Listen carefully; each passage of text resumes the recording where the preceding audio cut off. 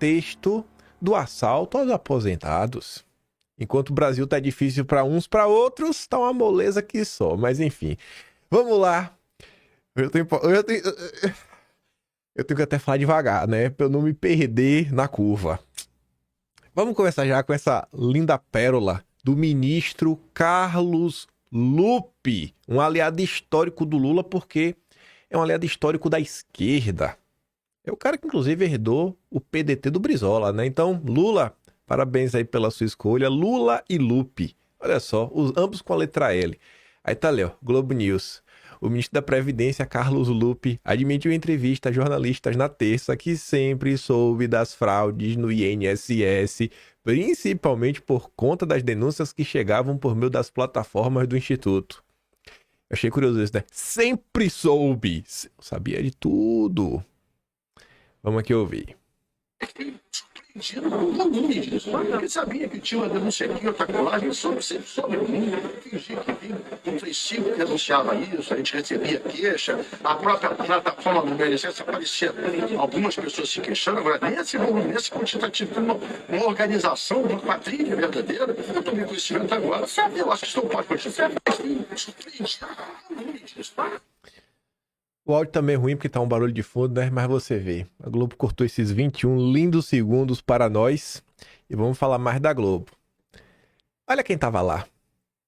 A ministra da Articulação Política, até então, antes de ser ministra, ocupava o cargo de presidente do PT, Gleisi Rousseff. Gleisi Hoffmann, né? Eu ia falar, é quase a mesma coisa no final do dia. Fraude no INSS, anistia Congresso, os desafios de Lula. Eu gosto desse tom que a imprensa dá. Não impressionou a Globo. Gleisi disse que, se não há nada contra a Lupe, não há motivo para afastá-lo. Não tem motivo. Não tem motivo. Lupe apenas... Não. Eu não vou rebater a Gleisi. Eu não vou rebater a Gleisi ainda. Não tem motivos para afastar o Lupe. Vamos aqui primeiro ouvir o Pablo Hortelado. A gente vai voltar na Gleisi. A gente vai voltar na Gleisi com essa linda matéria da Malu Gaspar. Porque não tem motivos. Não tem motivos para afastar o Lupe, né? Mas primeiro vamos aqui ouvir o senhor Pablo Hortelado. Esse assunto une o Brasil. E não é à toa que o governo Lula em nenhum momento tentou proteger, se desresponsabilizar. Ele simplesmente diz, né, o ministro Lupe alegou que ele tinha ciência, ele começou uma investigação, a investigação não foi muito adiante, mas que não houve tempo hábil, né, que a Polícia Federal foi mais rápido. Mas a verdade é que esse filho é do governo Lula. O esquema pode ter começado antes do governo Lula, mas ele ganhou volume no governo Lula. E ele envolveu lideranças durante o governo Lula. No momento em que esse esquema se avolumou, era o momento em que o INSS estava sendo administrado pelo governo Lula, pelo ministro Carlos Lupe, né, que é do PDT, mas faz parte do governo Lula. E ele tem responsabilidade política. Ele foi alertado lá atrás, né, e ele não tomou nenhuma medida. Ele agora... Né, depois que a bomba estourou, ele cancelou esse acordo de cooperação com as entidades de pensionistas e com os sindicatos. Mas esse cancelamento deveria ter acontecido em 23, 24. À medida que as denúncias se avolumaram, saíram matérias nos jornais. Vários jornais fizeram matérias sobre essas denúncias se avolumando. Como é que sai matéria no jornal? Você vê que o assunto está crescendo. Se você entrar nessas entidades e ver nos sites, nas mídias sociais, a avaliação dessas entidades, elas estão recheadas de denúncias. Por quê? Que ele não tomou nenhuma atitude com relação a isso. Na investigação da Polícia Federal, para complicar, tem 3 altos executivos. Nós estamos falando de 2 ex-diretores e um procurador. Ou seja, não era gente lá de baixo que estava mexendo nos cadastros e colocando ilegalmente. Nós estamos falando de executivos em relação aos quais o governo tem responsabilidade política. Ninguém está dizendo que o ministro Lupe tem envolvimento direto nisso, se beneficiou desse esquema de corrupção. Não é nada disso, mas ele tem responsabilidade política por ter mantido isso a despeito das denúncias e por ter demorado muito para atuar. Então, eu acredito que vai ser uma questão de tempo para essa pressão pela demissão do ministro ela subir, porque cada dia que a gente vai descobrindo mais fatos novos, vai se tornando mais insustentável a posição do ministro. Mas, segundo a Gleisi Hoffmann, não tem nenhum motivo para demitir o Lupe. Mas, aqui que tá a parte boa. Aqui está a parte boa. Globo. Para nenhum petista chorar. O parceiro de vocês. Na verdade, aqui é a nota da Malu Gaspar, né? É um apêndice à parte na Globo. É um jornalista aí que segue fazendo cobertura de escândalos de corrupção. Fraude no INSS. Chefe de gabinete de Lupe indicou advogado para assessorar. Calma, que não é qualquer advogado, não. Dizem entidades. Olha o subtítulo. Contrato entregue a sindicato cobrava 20% de toda a arrecadação com desconto ilegal. Advogado e chefe de gabinete negam o envolvimento. Prefiro acreditar neles, né? Todo inocente tem que se provar o contrário. O esquema de descontos ilegais das aposentadorias descoberto pela PF pode ter ramificações ainda não detectadas pelos investigadores. 2 dirigentes sindicais ouvidos pela equipe da coluna nos últimos dias relataram ter sido abordados entre março e abril por um advogado indicado por Marcelo Oliveira Panella. Quem é esse?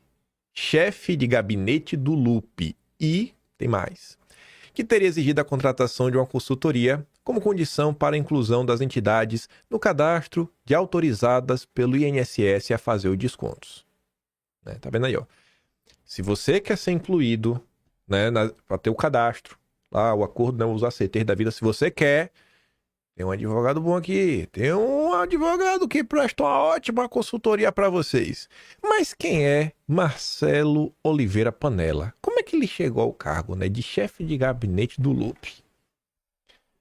Além de ser chefe de gabinete do Lupe, Panella é tesoureiro nacional do PDT.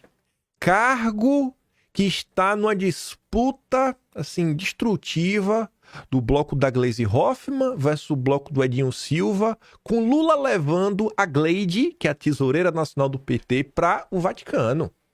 Que é para ver se resolve esse imbróglio. É a pessoa responsável, no final do dia, basicamente, né, um dos cargos mais importantes para gerir o fundão do partido. Lupe, presidente do PDT. Panella, o tesoureiro do PDT. PDT, só tem uma letra D no meio, mas é uma porcaria. Mas segundo a Gleisi, o Lupe não tem nada. Não tem nada contra o Lupe. Realmente não tem nada contra o Lupe. Até agora sou chefe de gabinete dele, tesoureiro nacional do PDT, né, Gleisi? Isso é uma certa demora, né, do Lupe agir. Ele nega ter feito qualquer tratativa relacionada ao sindicato e ao INSS. O advogado mencionado pelos sindicalistas, olha isso aqui que é curioso, é Gilmar Stelo, que atua no Rio Grande do Sul e já representou a família do ex-presidente João Goulart e do ex-governador Leonel Brizola. E o que é que tem interessante disso? Falar, aí, ó, divulgou para a esquerda. Não é isso. Brizola é o grande fundador do PDT. E a família do Jango, né? A família do Jango foi cuidada pela turma do PDT. Então, olha que curioso. A Malu Gaspar está te falando que o chefe de gabinete, né, do Lupe, que é o tesoureiro nacional do PDT, teria recomendado para a entidade, se quiser entrar aí na festa da fruta, um advogado com histórico de prestação de serviços para o PDT. Essa história tá curiosa, né? Mas o Lupe não tem pra quê. Com uma das entidades, ficou combinado que o serviço seria prestado depois que o cadastro da entidade fosse realizado, o que não aconteceu. Você vê que falou, ó, as entidades foram procuradas aí na conversa em março e abril. Aí não aconteceu porque teve a operação da PF antes. Coitado, né? Não conseguiu nem ganhar o dinheirinho. Não deu nem tempo de ganhar o dinheirinho. A representantes do segundo sindicato, Stelo teria entregue um contrato já assinado eletronicamente por um mestre, Renan dos Santos de Freitas Bastos, 27 anos, Apenas 27 anos de idade já tá nesse nível, né? Alto nível. E veja só, a Globo tá te falando de um contrato que ela consegue falar, ó, foi assinado, entidade tal, assinado por pessoa X. É curioso isso, né? E os caras falam, não, a gente não tem nenhum envolvimento. Todo mundo é inocente, é que se prova o contrário. Mas é curioso aparecer esse contrato. Será que as entidades inventaram um contrato que tá o nome já assinado eletronicamente do Renan dos Santos de Freitas Bastos só pra prejudicar o Lula? Vocês estão demais com o Lula, viu?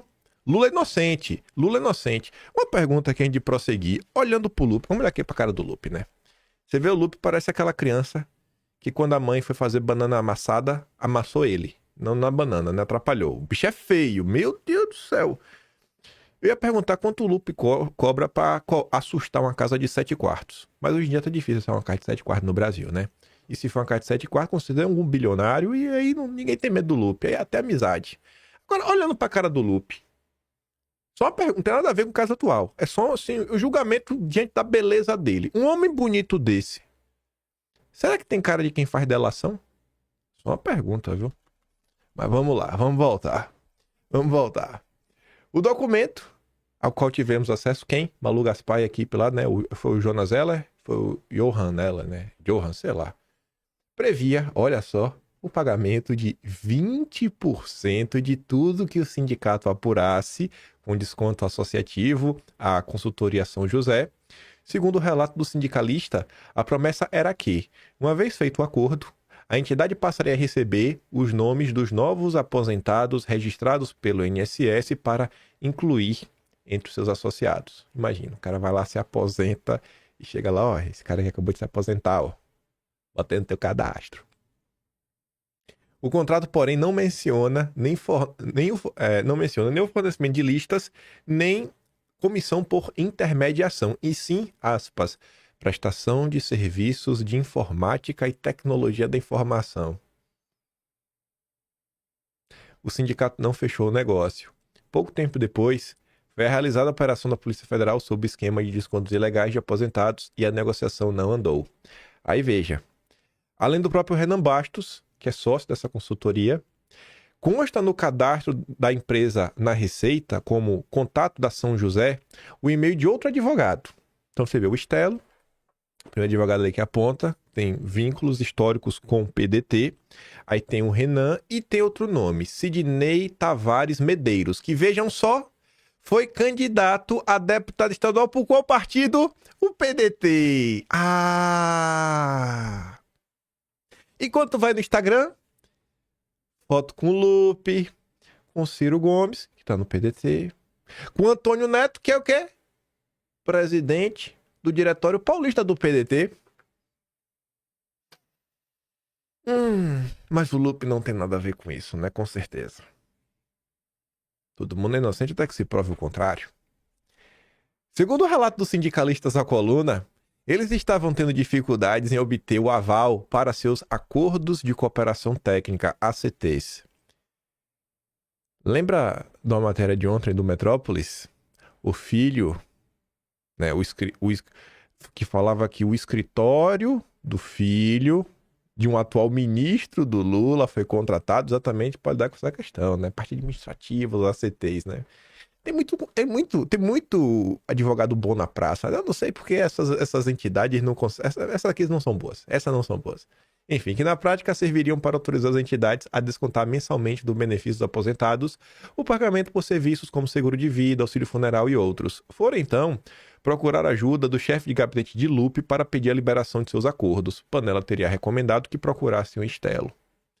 No contrato a que tivemos acesso, consta ainda que o contrato da consultoria teria validade enquanto perdurasse o acordo de cooperação técnica, eu adoro a parte técnica me deixa assim fascinado, entre a diretoria de benefícios do INSS e as entidades sondadas. Então, assim, enquanto a entidade tivesse parceria com o INSS, o contrato estava valendo. Contrato de 20%.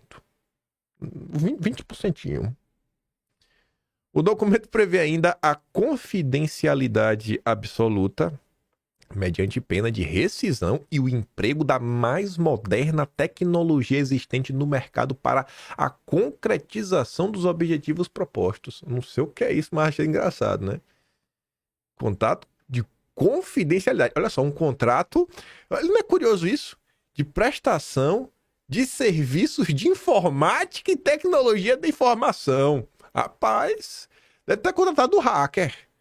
Deve ter contratado o hacker de Araraquara, só pode, né? Rapaz, pra ser confidencial desse jeito.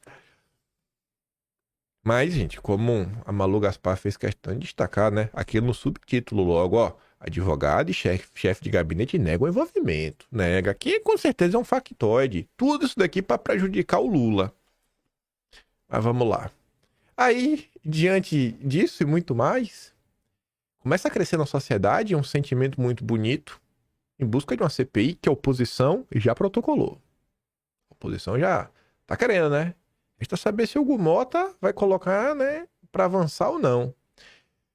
Roberto Requião. Já vou dar a carteirinha pra ele do membro da tropa. CPI do INSS já.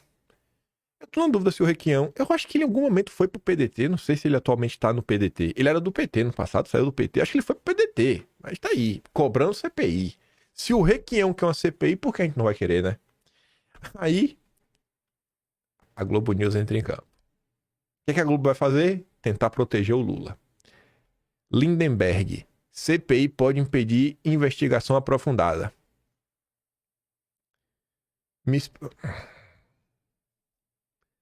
Lindenberg diz que a CPI pode impedir investigação aprofundada sobre o caso. Não. A Polícia Federal falou, opa, não vou investigar hoje não porque tá tendo uma CPI. Pera aí que eu vou ficar aqui assistindo. Eita, CPI doida. Nem pra inventar desculpa o PT consegue.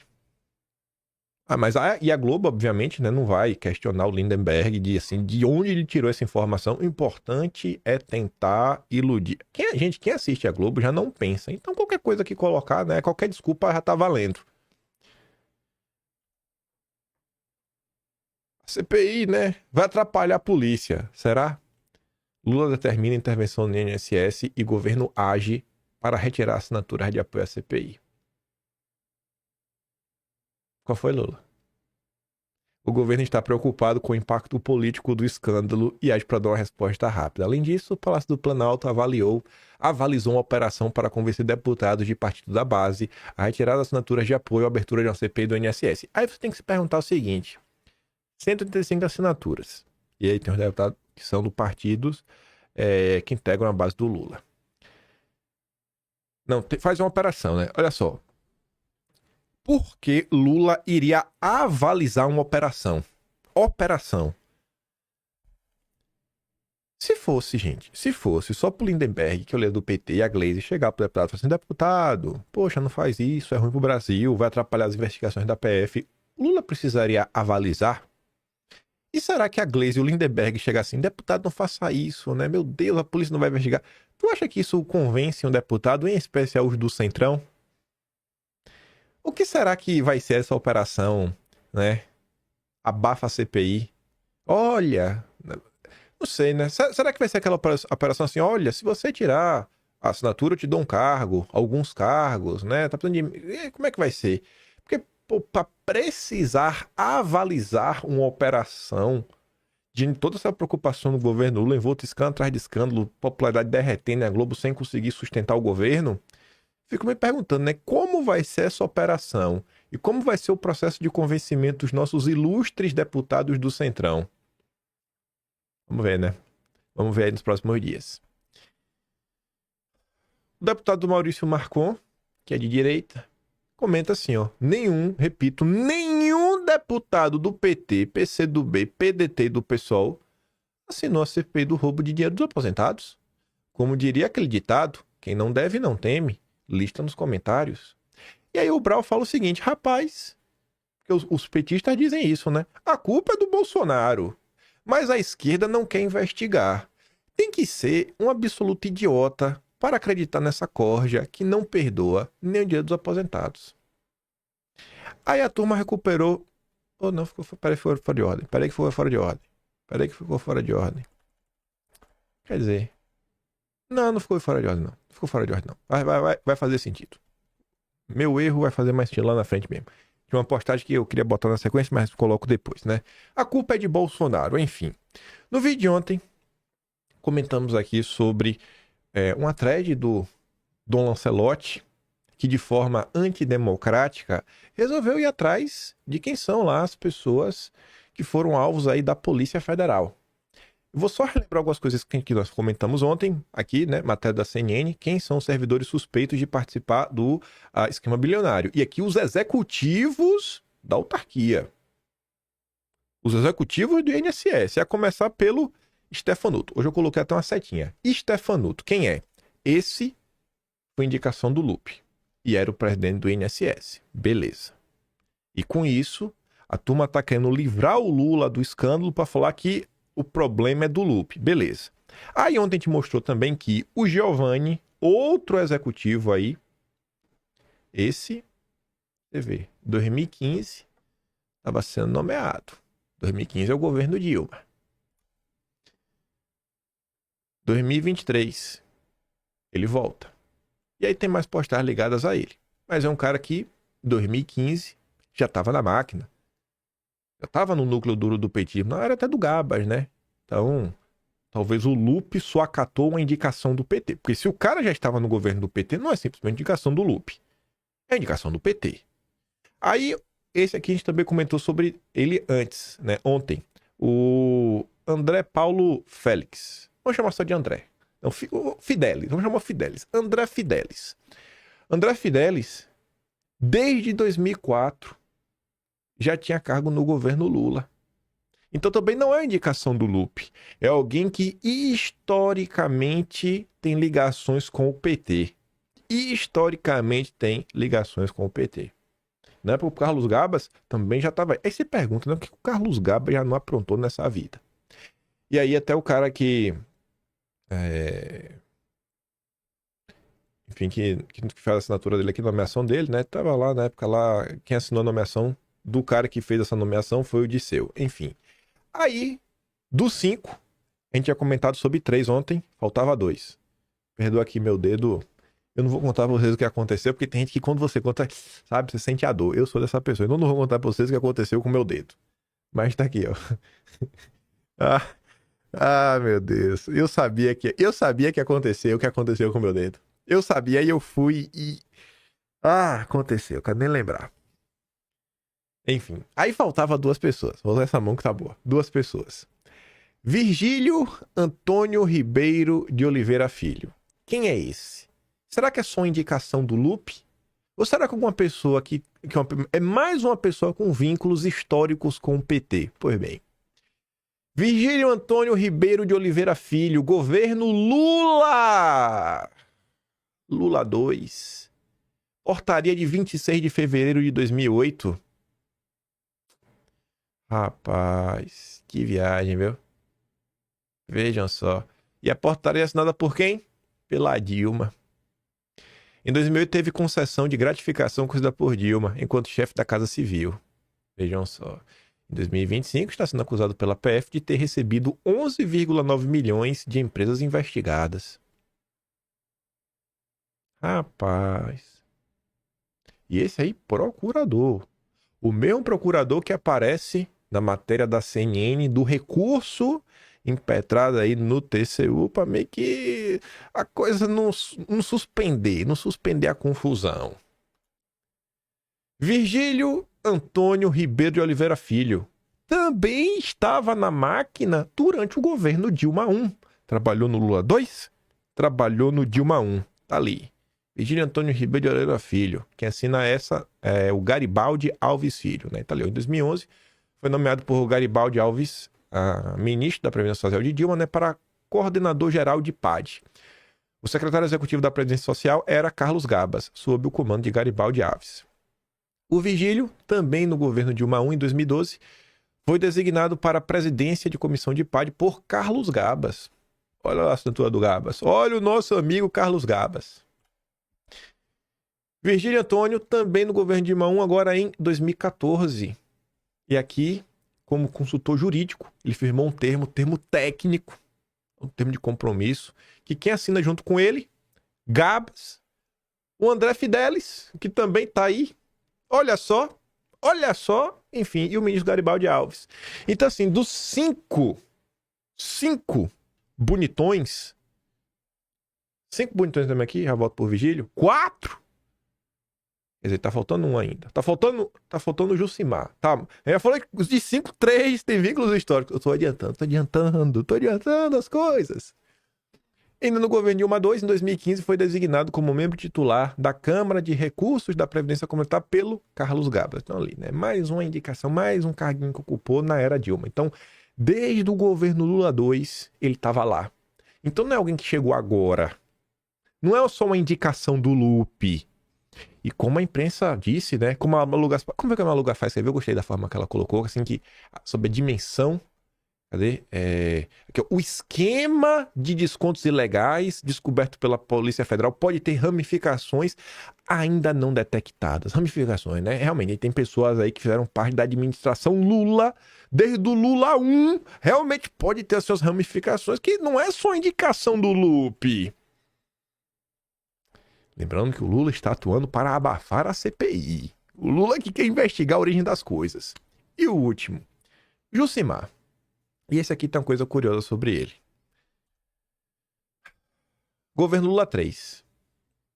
Foi designado para coordenador-geral de pagamentos de benefícios por Carlos Lupe, né? Ele aparece aí. Vejam só. O PT dentro do governo Bolsonaro. Quando Renato Vieira, indicado por Paulo Guedes, pediu demissão da presidência do INSS, quem assumiu foi o secretário de Políticas da Previdência de Dilma Rousseff, Leonardo Rolim Guimarães. Meses depois, ele designava Geovanne e Jucimar. O Geovanne, que a gente comentou ontem, e o Jucimar, que a gente está comentando agora, vejam só, foram nomeados durante o governo Bolsonaro. E foram nomeados por quem?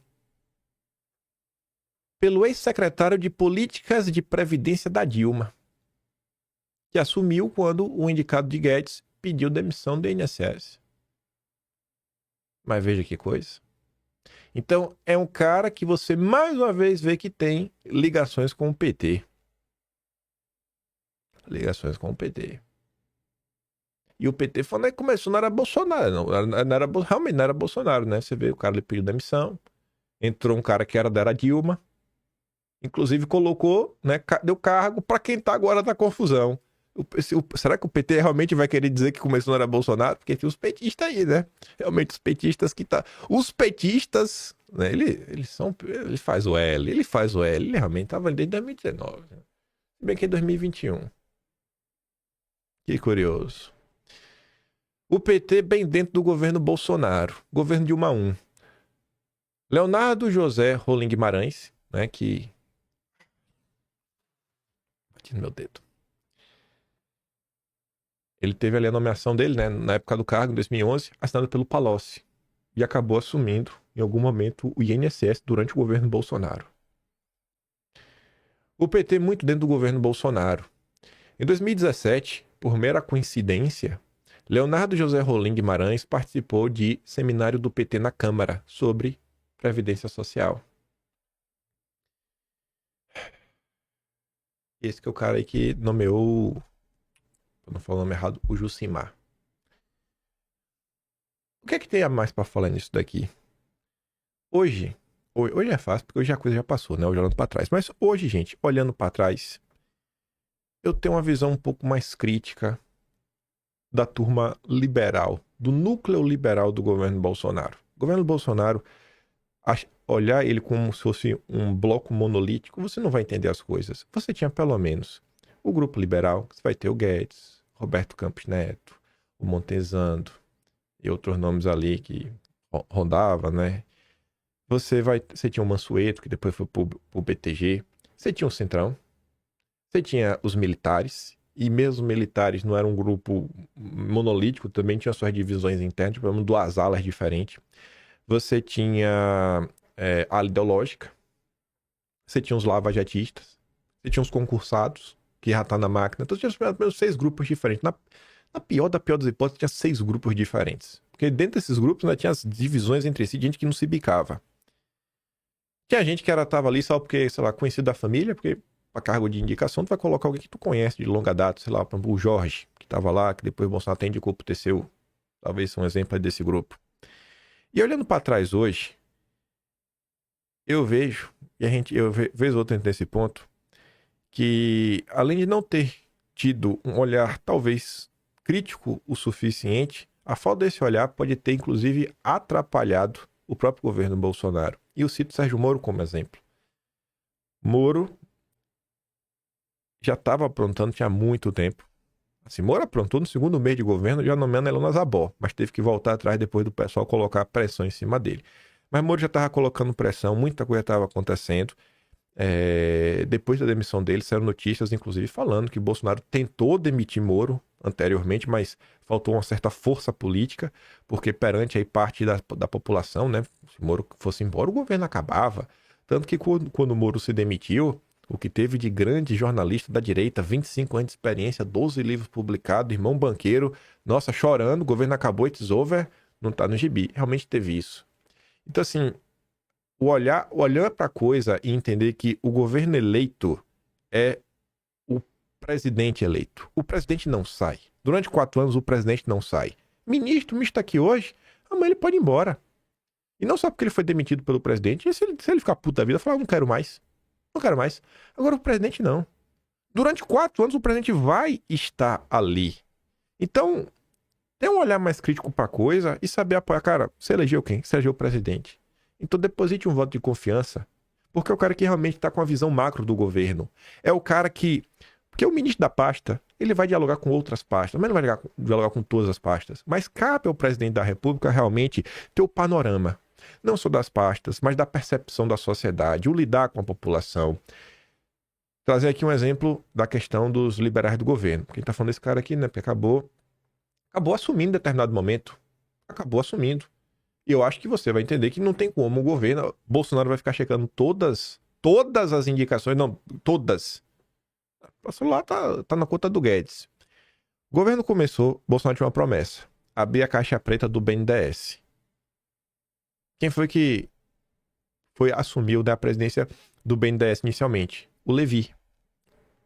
Que era da Dilma. E não foi por vontade nem do Bolsonaro. Saiu notícias disso na época, tá lá registrado inclusive nos Atlas. Eu trouxe para relembrar em tempos, quando a gente tava falando das estripulias que o Roberto Campos Neto apresentou aí nos últimos anos. E aí teve uma reunião, notícia da imprensa. A turma, 2 diretores procuraram o Bolsonaro e falou, pô, o Levi não dá, temos aqui nossos nomes, gente mais alinhada aos nossos valores, princípios, tudo mais. Aí os caras chamaram o Guedes entra na sala e fica, pô, vocês deviam ter conversado comigo primeiro, parece que vocês têm mais fidelidade, né, a Bolsonaro do que a mim, graças a Deus, né, é o presidente eleito. E aí eu sei que na discussão o Bolsonaro fala o seguinte, ó, o Levi tá na tua conta. O ônus e o bônus tá na tua conta. Tu quer? Tá na tua conta. 6 meses, o Levi vaza. 6 meses, o Levi vaza. E obviamente, quem assumiu parte do prejuízo, né, político da coisa é o próprio Bolsonaro. Então, assim, a direita vai voltar ao poder. Agora, 1º de janeiro de 27. Tem que ter um olhar mais crítico pra coisa, sabe? Um olhar mais crítico. Menos romântico sobre as coisas. Realmente, assim, olhar, parar, pensar, sabe? A gente talvez transferiu o apoio e a visão que fala assim, não, eu vejo o Bolsonaro dessa forma. Logo, se Bolsonaro indicou tal pessoa, essa pessoa é igual a Bolsonaro. Bolsonaro só tem um. O restante, pô, muita gente aí, coisa, mas vai ter, são visões diferentes. Às vezes falta um certo tato político para algumas coisas. Às vezes olha as questões de um olhar muito técnico, esquece da componente política, né? Fala, não, Joaquim Levy é um cara técnico. Mas era do PT, né? Então, assim, tem algumas coisas que realmente... Às vezes o cara mais técnico, ele não consegue ter, né, essa sensibilidade que o agente político que tá aí na máquina, né, há mais de 20 anos, olha e fala, irmão, isso vai dar errado, velho. Tu quer? Vai dar errado, mas vai lá, tá na tua conta. Mas vamos lá.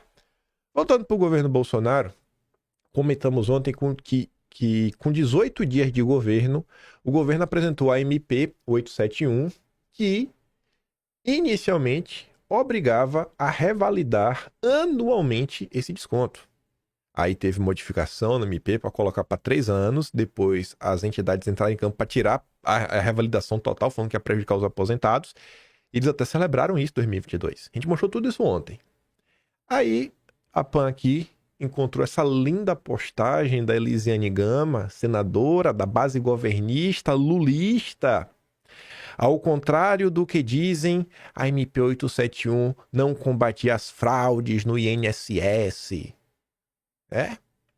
Ou pelo menos não atacava o real responsável pelos problemas da Previdência no Brasil, que são os grandes sonegadores. 6 bilhão, tia.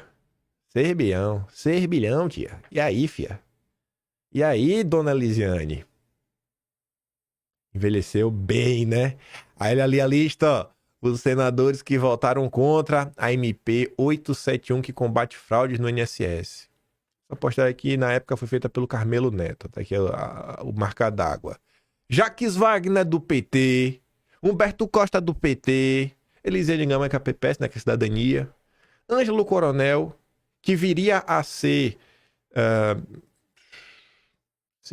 4, 5 meses depois, o presidente da CPMI das fake news. Otto Alencar. Paulo Paim, do PT. Não é meu parente, viu? Não tem um parente no sul do Brasil. Paulo Rocha, do PT.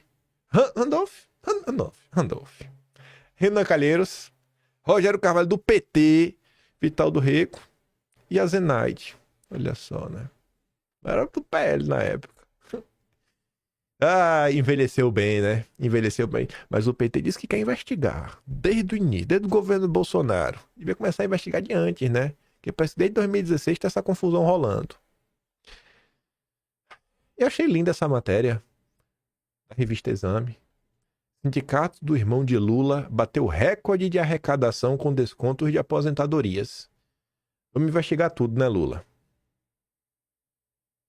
Vamos investigar tudo, não vamos?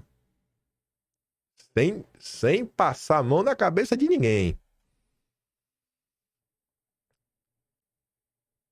Eu ia falar um negócio aqui, eu não vou falar não, porque tem umas coisas que não dá pra falar sem provar.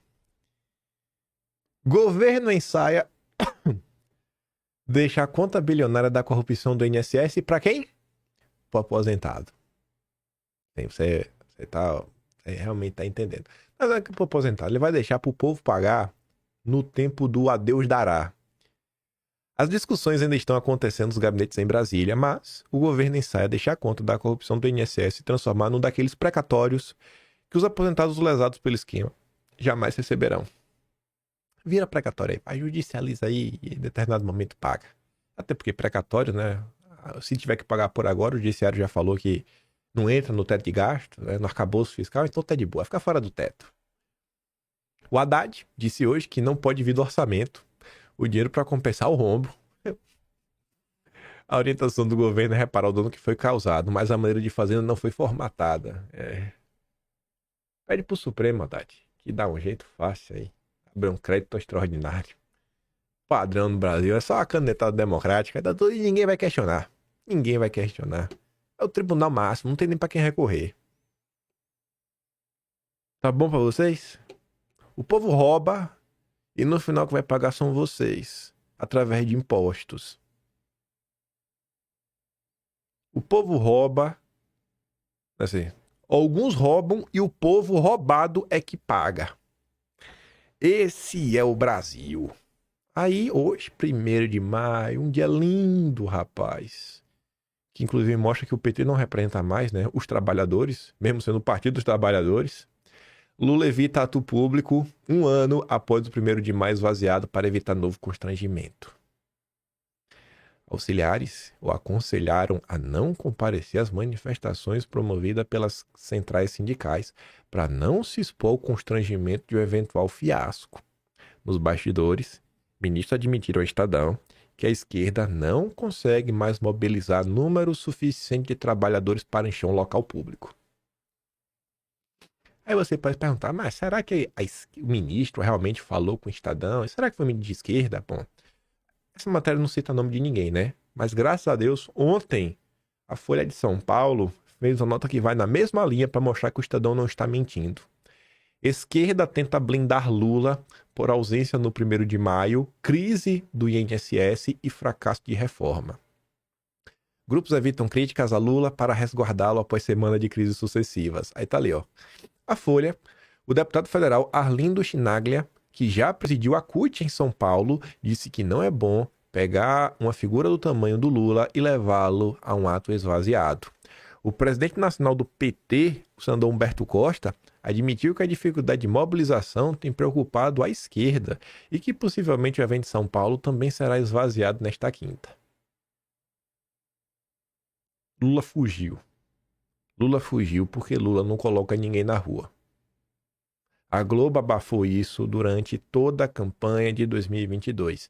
Quem devia arcar com esse prejuízo, em parte, era a Globo. Porque a Globo tem participação no que está acontecendo no Brasil. Isso não é uma piada. A Globo tem participação. A Globo ajudou a construir, sabe? Um tijolinho não. Pelo menos um andar inteiro desse prédio foi construído pela Globo. A Globo devia, pelo bem do Brasil, da pacificação nacional, responsabilizar a Globo pelo caso. Não quiser apoiar o Lula, então vai afundar os dois juntos. Esse seria o mínimo a ser feito, né? Mas não vai acontecer. Aí, a jornalista da Globo, que também trabalha no Estadão, Eliane Cantanhede, tá chorando nas suas pitangas, não sabe o que fazer. No colo de Lula, Collor e BR, Lupe e INSS, Jetons e amigos, PT e respiradores. O Congresso está parado, só discute anistia, enquanto a palavra corrupção anda 1000 por hora, invade manchetes da mídia e a pauta da sociedade. Esta semana, que no setor público só tem 3 dias, já começou com o plenário do Supremo convalidando a prisão do Collor, o governo sob pressão para demitir o Lupe e 2 escândalos novos que de novos não tem nada. Lupe também não é estreante. Foi demitido do Ministério do Trabalho por Dilma por denúncias há 14 anos. Agora, ao dar entrevista sobre o roubo de pensões e aposentadorias no INSS, ele admitiu falcatruas, que tem gente safada e que sabia que estava acontecendo. Ele sabia de tudo. Mas tentou defender-se, alegando que nos governos tudo é demorado. E tascou. Tento resolver, mas não sou Deus. Tô emocionado. Tudo verdade. Desde 2023, Lupe e a cúpula do INSS receberam um avalanche de alertas de TCU, CGU, MPRE e milhares de vítimas de débitos não autorizados. E também da imprensa. Recebeu alerta da imprensa. Não, a imprensa não falou nada, Cantanhede. Quem falou foi o jornalista Luiz Vassalo, do Metrópolis. Você é cúmplice. Você não é imprensa, você é propaganda. Publicidade e propaganda. Você não é imprensa. Você é uma publicitária, você faz propaganda, você não faz jornalismo. É uma cara de pau sem igual. Nenhum ministro é Deus, mas lavar as mãos feito Pilatos. O destino de Lupe depende de um cálculo político do Lula. Perder popularidade mantendo Lupe ou apoio parlamentar, despachando para casa e atraindo a ira do PT e mais, né? Inclusive abrindo alas para o Ciro Gomes ser candidato em 26, chegando com a esquerda rachada num governo caquético. E temos a manchete do nosso Estadão, mostrando que Lula turbina salários de 323 aliados em cargos de conselhos, indicando ministros, assessores, diretores e apadrinhados do Congresso como conselheiros de estatais ou empresas privadas que têm união como acionista. E a PF, bom, 48,7 milhões para a compra de respiradores nessa licitação, que nunca chegaram, e isso tem 3 problemas. Primeiro, consórcio Nordeste, região mais petista do país, era presidido pelo Rui Costa, que hoje é chefe da Casa Civil, e terceiro, a história foi excluída da pauta da CPI do Fique em Casa por aliados do PT. Logo, é mais uma confusão no colo de Lula.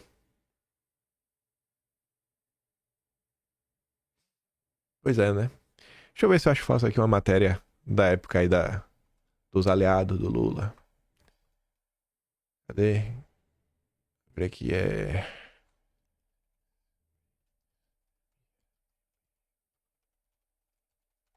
Deixa eu ver se eu acho a matéria da Veja.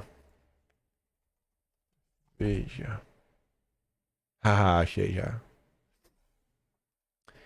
Essa questão dos respiradores, gente. Essa questão dos respiradores. Nós tivemos uma contribuiçãozinha na época. CPI recebe avalanche de e-mails de bolsonaristas. Na época, todo mundo tentou pautar. Todo mundo queria pautar algum requerimento. Aí a gente aqui, né, pensando, né, cara, cobrar o Amarazzi não vai. E mandar e-mail para o e-mail de trabalho da CPI. Lotar, sabe? Um ataque DDoS adaptado, né? Um DDoS é quando várias máquinas, né, computadores meio que tentam entrar no site ao mesmo tempo, né, gerando congestionamento que não cabe, né? Pensa que você tem um cano e você bota um monte de carrinho da Hot Wheels. Tem tanto carro que não entra mais no cano, travou o acesso, o site cai. A gente fez isso, né, mas aplicado ao e-mail. Milhares de e-mails chegando por dia, e aí os e-mails importantes para eles, né, de procurador, de informação que eles cobraram na prefeitura, ninguém conseguia encontrar no meio de 1000 e-mails. No meio de 1000 ninguém conseguia, não tinha frito que aplicar, sei lá, né? A gente pediu, convoca o Gabas aí, pô. Convoca o Gabas! E convocaram? Não, botaram em pauta. Foi o único requerimento colocado em pauta, o único que interessava a direita. O único! Já atolado com os inúmeros documentos, né? Os técnicos do Senado tiveram que enfrentar uma avalanche de e-mails e até telefonemas de bolsonaristas que pediu a convocação do Gabas. Vocês, hein? É o que eu digo, gente. É o elo mais importante da cadeia, são vocês. É. As mensagens foram direcionadas para o mesmo canal usado para receber e requisitar documentos para a comissão. O pico foi registrado na semana passada. Os servidores tiveram que criar filtros para tentar minimizar o disparo em massa, mas o problema persistiu, agora em menor escala. O telefone da comissão também é utilizado, vez ou outra, para trotes. Apesar dos transtornos causados pelos militantes virtuais, os senadores rejeitaram nesta quarta, por maioria, o pedido para levar o Gabas à CPI. Com o voto do Renan Calheiros, que falou que jamais iria votar coisa que envolvesse o filho dele. O filho dele tá no consórcio Nordeste, ele votou, né? O Romara jogou a bola na época, e o Renan, ele baixa a cabeça assim, não. O quê? O Omar pergunta, o quê? Não, não quero Gabas aqui, não. Não foi por falta de tentativa, hein? A gente tentou. Tentamos. Mas vamos lá. O que a gente vê é uma intervenção branca no Ministério da Previdência. O presidente Lula está na defensiva. Tratar desse tema, o INSS, em pronunciamento no 1º de maio, é porque já está corroendo a popularidade do Lula. Ontem o Lula foi para a TV, né, tentar colocar a culpa em Bolsonaro. Lula, faça alguma coisa, Lula. Vamos fazer uma CPI, Lula. Pra gente investigar. Não é Bolsonaro o culpado? Vamos investigar, Lula. Vamos investigar a culpa de Bolsonaro, Lula. Bora? Bora, Lula. Tu não é o bichão? Sinais preocupantes de normalização de corrupção, estagnação e bagunça institucional. Bom, o William Vac é o piu-piu. O Frajola está em frente ao piu-piu. Eu acho que eu vi um gatinho. Eu acho. Ele está em dúvida. Ele acha que existe uma bagunça institucional no Brasil. Ele está em dúvida ainda, né? Talvez ele não se convenceu do papel constitucional iluminista da Suprema Corte Brasileira. Ele tá na dúvida. Não há muito que Lula possa fazer, a não ser se acomodar. E esse parece ser o mesmo caminho que ele está seguindo. Fica acomodar assim, ó. De boa. Tá de boa. Começa pela sua taxa pessoal de popularidade e aprovação, acomodada em patamar baixo e dando sinais de que não vai se mexer muito. Sinal dos tempos, né? Equivale a uma espécie de vitória. Se não tá caindo, já tá bom. Acomodou-se ao fato de que seu governo pouco controla, em dois sentidos convergentes, o da corrupção e o da ineficiência. O escândalo de corrupção do INSS é um caso clássico de descontrole sobre os agentes políticos e públicos. Em outras palavras, nunca os corruptos se sentiram tão à vontade como agora. Os fatores contribuintes são outra história. Eles estão muito à vontade. Os corruptos estão muito à vontade. William Vac, você é pedreiro desse edifício. Você colocou vários bloquinhos ajudando o senhor Lula.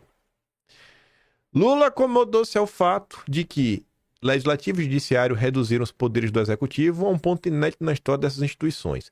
Isto já era notório no caso de alocação de recursos via orçamento público, mas escancarou-se nas tratativas entre Legislativo e Judiciário para encontrar um jeito, de aliviar a situação dos acusados pelo Supremo de participação no 8 de janeiro sem anistiá-los.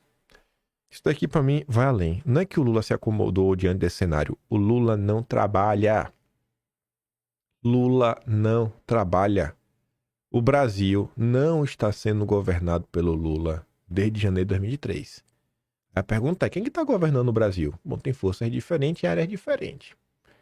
Internacionalmente falando, mas o Partido Democrata, o Biden, o Soros, o Macron, todo mundo manda mais do que o Lula. Sem sombra de dúvida. No Brasil, se olha a agenda econômica, é a agenda da Febraban. É a agenda dos grandes bancos brasileiros. Sem tirar e nem pôr. Tiveram inclusive lucros recorde, né? A próxima acomodação a qual Lula... Eu nem vou falar de segurança pública, né? Porque se a gente fala de segurança pública, quem comanda é o Lewandowski. É o Lula que comanda a segurança pública, né? Não vamos nem entrar nesse detalhe, para não... Ixi, não quero ser preso. A próxima acomodação a qual Lula assiste sem poder fazer nada ocorre dentro do Centrão. A superfederação anunciada por União Brasil e PP tem como motivação óbvia a capacidade de ampliar consideravelmente sua força financeira para formar o que os operadores políticos hoje em Brasília consideram uma tarefa fundamental. Constituir bancadas fortes que possam controlar em boa parte o que acontece na Câmara e no Senado. Mas ela vai além da ampliação do número de parlamentares e seu acesso a vários fundos políticos. Sugere que os condutores das grandes articulações em Brasília estão perfeitamente acomodados com um cenário político no qual as moedas de troca perderam valor. O Judiciário virou um integrante do consórcio dirigente em sentido amplo e o Executivo é um de estatura muito diminuta em relação ao que já foi e não faz muito tempo assim. Os limites dessa grande acomodação, ao contrário de uma grande concertação, né, entre forças políticas, vão ser testados por fatores amplos, para os quais o consórcio não tem resposta nem comandos únicos. Eles são economia fraca, demografia jogando contra, instituições desarticuladas, incapazes de enfrentar crime organizado, para não falar da execução de qualquer reforma estruturante. As eleições de 26 vão dizer quanto o país vai se acomodar a isso também. Bom, eleição que você só pode concorrer estando filiado a um partido político, que o dinheiro é basicamente via fundão, que quem controla são os partidos políticos, é meio limitado, né? Qualquer tipo de grande mudança. É meio limitado. Bem limitado, para não falar o contrário. Aí, sobre essa federação, a turma do Estadão complementa falando o seguinte, né? Centrão vê Lula encurralado com a ausência do governo do PT em anúncio de federação. O anúncio da federação União-PP, na visão de membros do Centrão, mostrou Lula encurralado há 1 ano e meio das eleições. A aliança entre os dois partidos, que deve abocanhar a maior fatia dos fundos eleitoral e partidário, tende a apoiar o candidato da oposição no ano que vem. Mesmo assim, caciques da direita, ouvido pela coluna do Estadão, disseram ter estranhado que nenhum representante do governo marcou presença no lançamento da União Progressista. Para o integrante do PP, os petistas desaprenderam a fazer política e agora, em vez de tentarem uma aproximação, só fazem bico. É o sinal dos tempos. Mas vamos falar só um tiquinho do Brasil de Lula. Enquanto os corruptos se sentem em casa, né, livres, leves e soltos, como diz o William Vac, mudanças no BPC foram insuficientes e Tesouro estudará novos cortes. Esse é o Brasil de Lula. Esse é o Brasil de Lula. Um novo arroxo fiscal, pro prazer de vocês. Só dá no lombo do pobre. Se bem que o BPC é do lombo do miserável. É do miserável. O arroxo anterior não foi suficiente, tem que arrochar mais. No meio de um escândalo bilionário, que não sabe nem como é que vai restituir as vítimas, tá se falando de arroxo no BPC. E quem falou isso? O secretário do Tesouro Nacional, Rogério Seron. A agenda econômica do governo Lula é a agenda dos bancos. Os bancos ditam, o governo Lula só toca o barco. E aí? Esse é o governo Lula. Esse é o governo Lula. Esse é o governo Lula. Lula turbina salários de 323 aliados com cargos em conselho. Indicações contemplam integrantes do governo, dirigentes partidários e apadrinhados do Congresso. E salários chegam a R$80 mil. E o governo diz o quê? Que segue a lei. Boa. Boa. Segue a lei, gente. Segue a lei. Segue a lei. Bom, realmente segue a lei. Um monte de ponto aqui é o seguinte. Não é só seguir a lei. Essas indicações, elas deveriam buscar, almejar, indicar pessoas que vão entrar para somar. Para que, assim, se a União é parceira, é sócia dessas empresas, por isso tem direito, né, a assentos, a União deveria colocar pessoas que vão trabalhar pelo interesse nacional. Porque são grandes empresas que muitas vezes têm um papel realmente social aí a ser desempenhado, mas não. São indicações de muitas pessoas que às vezes não têm nenhum tipo de conhecimento. Vê lá em qual empresa o Lupe e a Aniele Franco estão. Vê se eles têm conhecimento para estar onde estão. Vê se eles estão somando com alguma coisa. Governo Lula. Esposas conselheiras dobram renda familiar de 5 ministros de Lula. Vários deles são ministros petistas, como o Wellington... Qual o lá da parte do Bolsa Família? Não é Macedo, não. O Wellington lá do Bolsa Família. O Rui Costa, da Casa Civil. O Camilo Santana, do MEC. Além da conveniência em ter a própria mulher como fiscal de suas contas, os políticos, em alguns casos, recebem um considerável empuxo financeiro. Pelo menos 5 ministros do governo Lula, todos ex-governadores de estado, já nomearam as respectivas esposas para o cargo de conselheiras. O portal Transparência mostra que o salário bruto de um ministro gira entre 44 e 46,5 mil reais. Nos tribunais de contas, as esposas recebem remunerações que chegam a 79,5 mil reais. Como que pode? Cargo vitalício. Só se aprende com 75 anos de idade. 79,5 mil reais. E vai ter reajuste, como tem todo ano, é quase. Esse é o Brasil do Lula. Esse é o Brasil do Lula. Essa é a turma que salvou a democracia. De Bolsonaro, aquele golpista, extremista de direita. Ainda bem. E tá barato. Porque é inestimável o valor da democracia. Ai, ai, ai. Falando de Bolsonaro, graças a Deus, saiu da UTI, viu? Graças a Deus. Fique firme, Bolsonaro. Pra gente poder te criticar. Pra gente poder lembrar, Bolsonaro. A gente olhar pra tua cara e lembrar, né? Por culpa do que a gente tem o Lula. A culpa é tua, Bolsonaro. Porque você estava destruindo a democracia. Bolsonaro era o inimigo desse lindo sistema democrático que nos governa. Ah, Bolsonaro, por que tu quis destruir esse sistema, Bolsonaro? Tão bonito. Aí, ó. Tá vendo? Bolsonaro é um hipócrita que ficou com esse discursinho de família. Que família, rapaz? Aqui, Bolsonaro, aprende, ó. Isso é cuidar da família, Bolsonaro. Isso é cuidar da família, aprende. Tu é um trouxa, Bolsonaro. Quem defende a família são esses 5 ministros do Lula. Que as esposas estão aí nos tribunais de conta.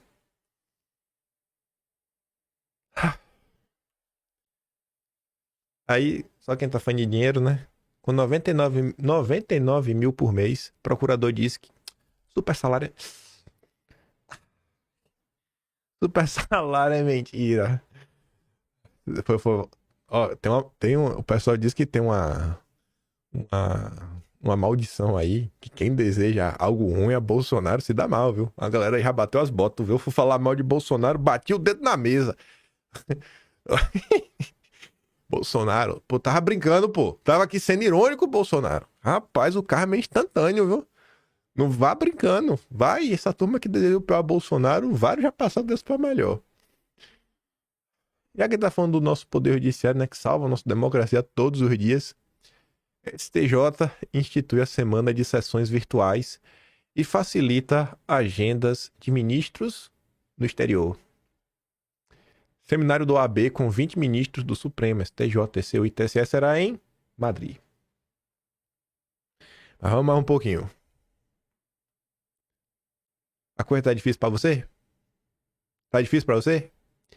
Grandes bancos devem lucrar 29,3 bilhões no primeiro trimestre.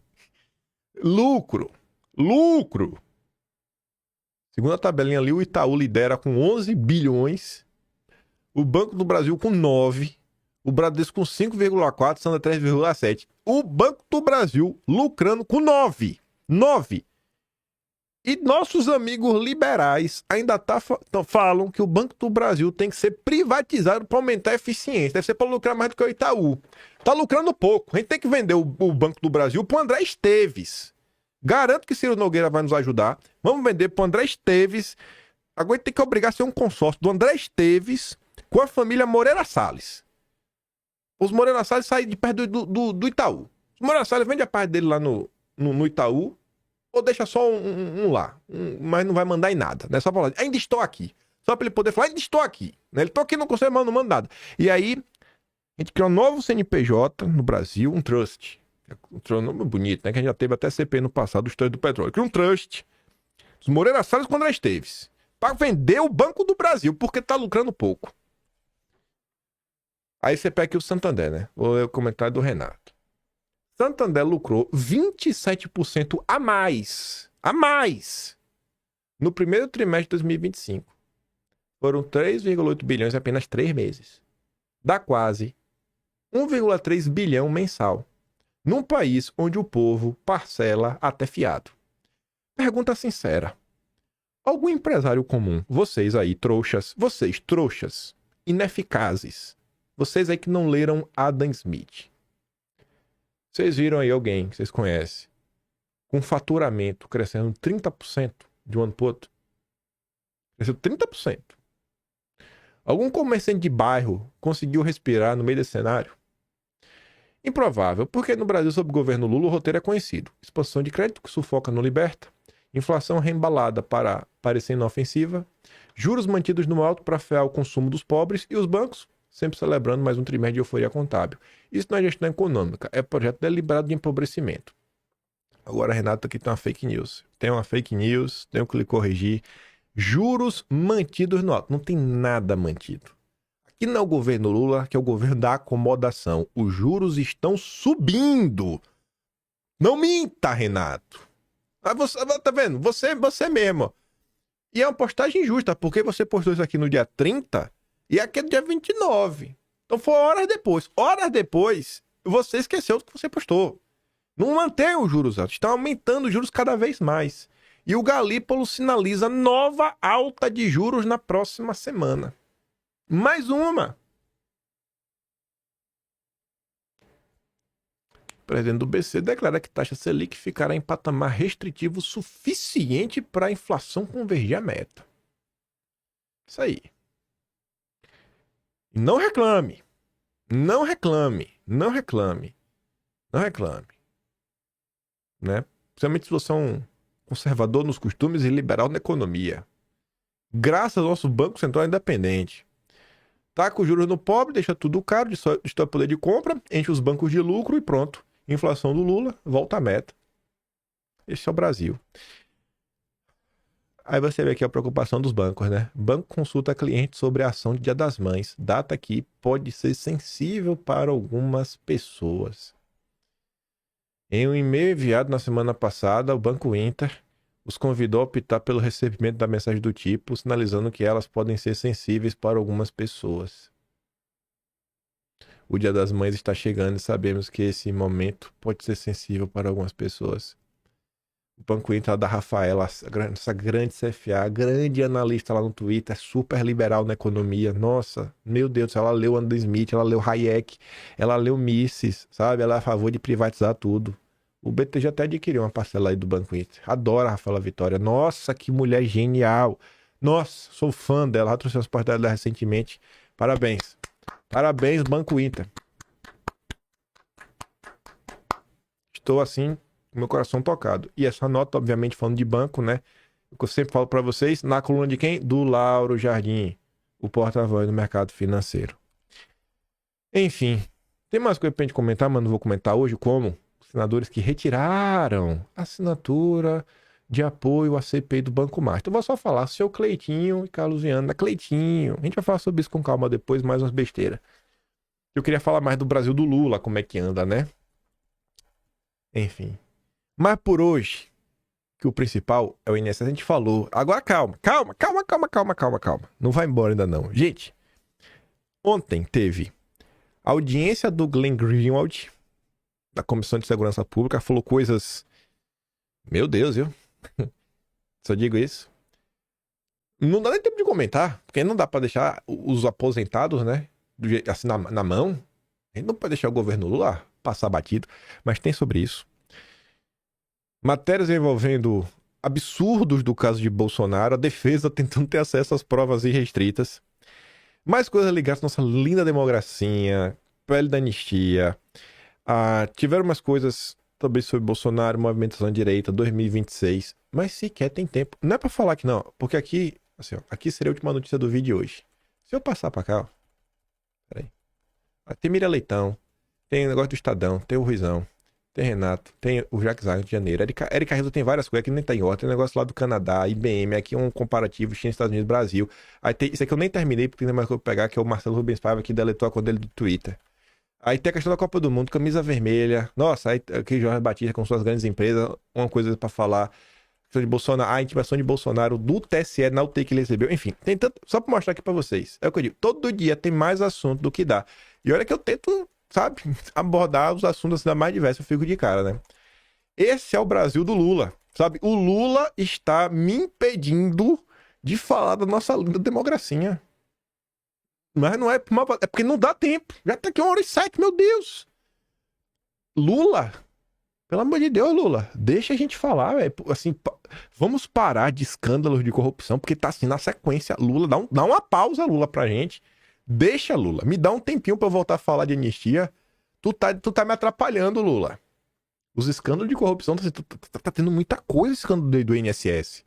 Aí tu podia só deixar a coisa avançar. Não, tu já tem que entrar, tu já tem que barrar a CPI. Já vira notícia, o governo Lula tá barrando CPI. Já vira notícia que o governo Lula tá fraco. Aí o Lula não vai primeiro de... Pô, Lula, me ajuda, né, velho? Tu tá me atrapalhando, Lula. Me ajuda a te ajudar. Me ajuda a te ajudar. Dá um jeito aí, viu? Vou mandar o vídeo do Lupe assumindo e o do Pablo Hortelado chorando lá no Telegram. Link na descrição. Se gosta do meu trabalhinho, quiser dar um pouco mais, né? Passamento do canal, tem um Tony Valeu, tem um peito na descrição e tem um Atlas brasileiro.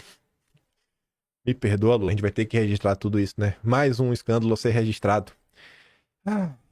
E aí eu vejo vocês amanhã. Fico aquele grande beijo e abraço. Tamo juntos. Valeu, meus amigos. Fui.